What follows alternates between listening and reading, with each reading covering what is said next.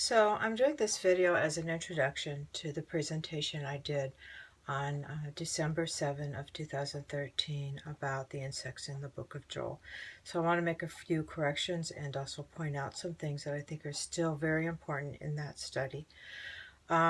First off, what I'm pointing out in that study about Jonah and Jonah chapter 4 and how that applies to God's people in the end of time with the sealing and their attitude towards doing things to help minister to the lost when God calls them to do that. That application is worthy of us to continue to study. And then also the study on the book of Joel, chapter 1, verse 4, and chapter 2, verse 25, is also important in terms of studying what is truth with the insects and prophetic patterns. Then also, I want to point out that this is how I would understand this nowadays. So, as you can see, I'm applying this to current understandings of prophecy. I would see the locusts as coming here. I still see the locusts as having to do more with when we have the third wall with Islam coming on the scene.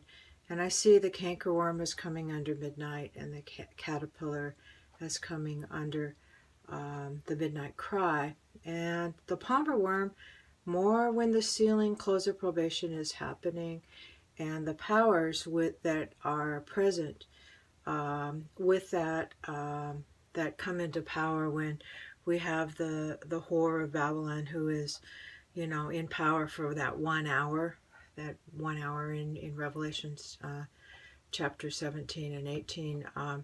I see that as fitting in here. So these are things that are well worthy of our continued study.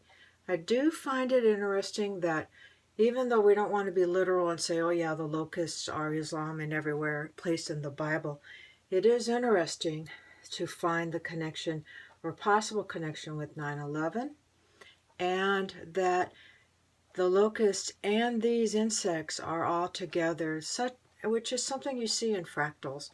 And I've noticed that some of the presenters who are presenting about the woes with Islam and what's happening in the fractals also have done some similar things, although they would not have put the insects in this order. So this is worthy of our study.